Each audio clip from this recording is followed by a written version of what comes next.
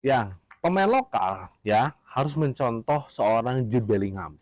Kenapa gue bilang harus mencontoh seorang Jude Bellingham? Yuk kita bahas.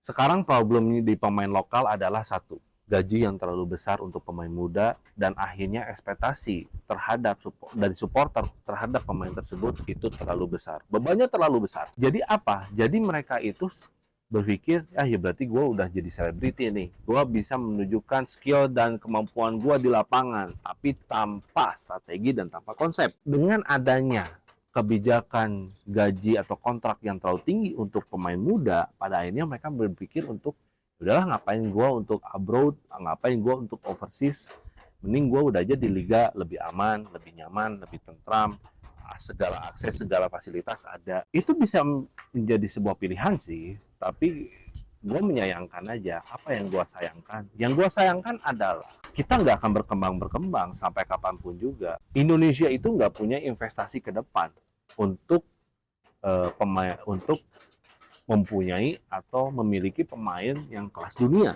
Secara apa? Secara figur, secara skill gitu kan. Ya contohlah Cristiano Ronaldo dan juga Lionel Messi. Bagaimana peran mereka juga bisa membanggakan negaranya dan pemain-pemain lainnya yang terutama yang sudah main di kancah internasional.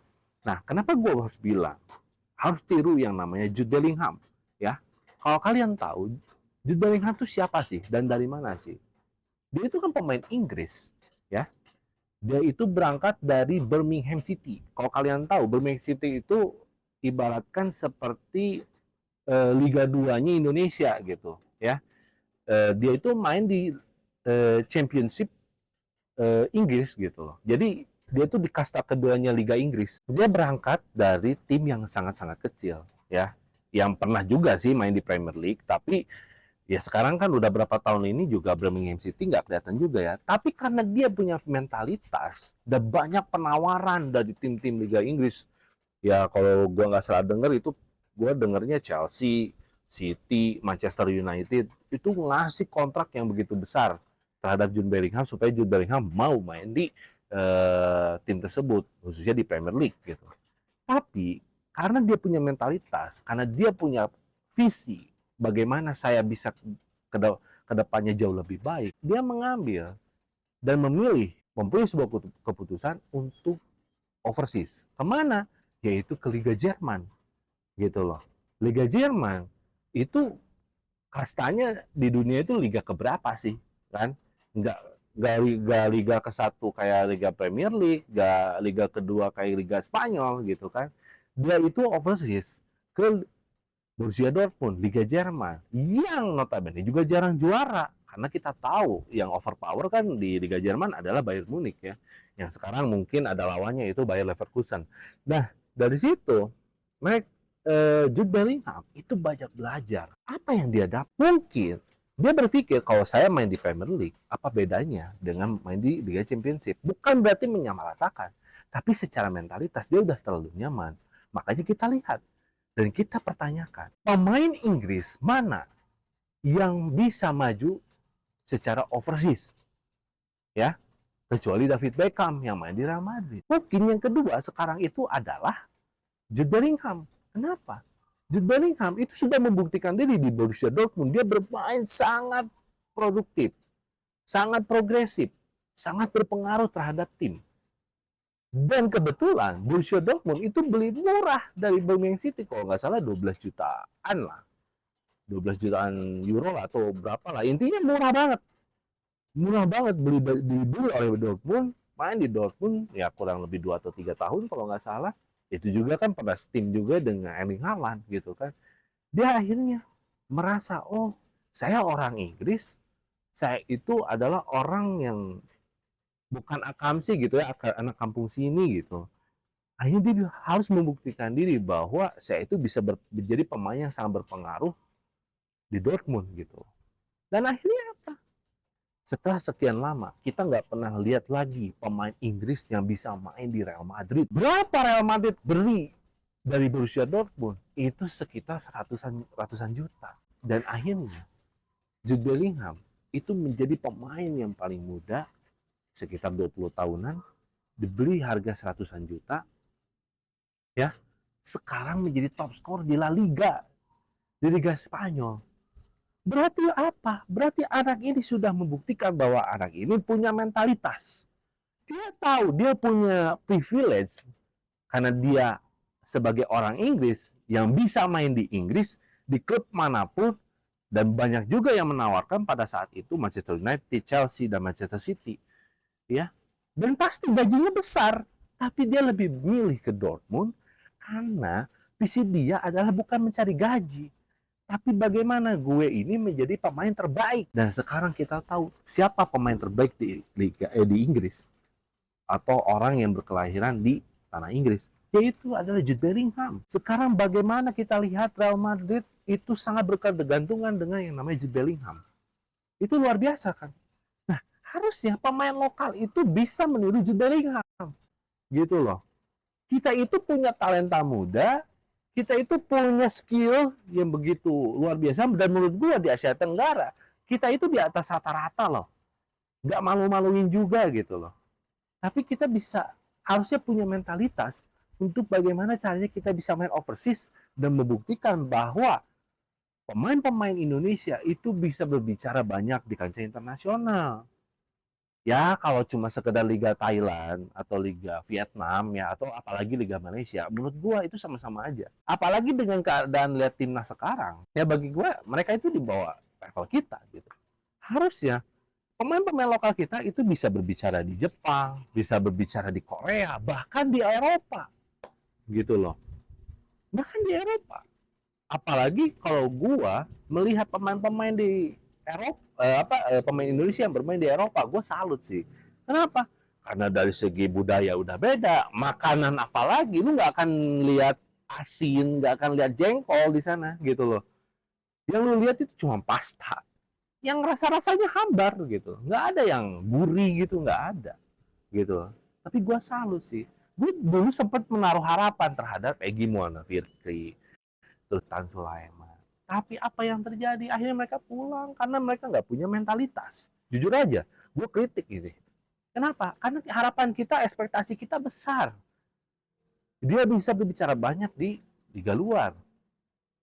Oh iya kan, masalah fisik, fisiknya nggak mumpuni, terlalu pendek apa segala macam. Hey, Lionel Messi emang nggak pendek, gitu.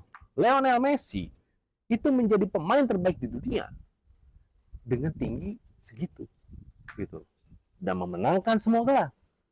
Nah, maksudnya adalah ini bukan bicara lagi masalah fisik, bukan bicara lagi masalah skill, tapi kita berbicara masalah mental, mental yang jeblok, gitu.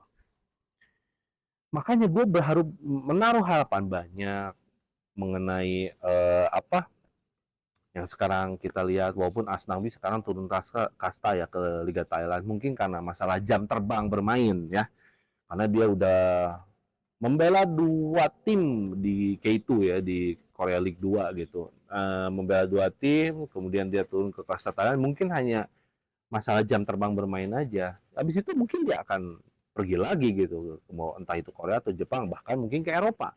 Mungkin sekarang Pratama Arhan yang main di J-League juga gitu. Dan gue aneh gini, banyak juga banyak juga netizen yang aneh gitu. Wah, kita berharap nih Justin Hubner baru aja naik dari youth team ke timnas seniornya Wolverhampton, belum juga main udah pindah ke J-League.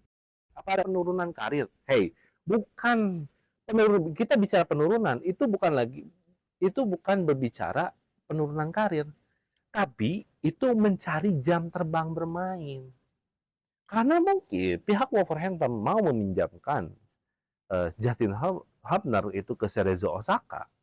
Itu mungkin supaya Justin Hubner itu bisa mencari jam terbang bermain lebih banyak. Alias apa? Alias dia bisa meningkatkan skill, meningkatkan visi bermain, dan segala macam.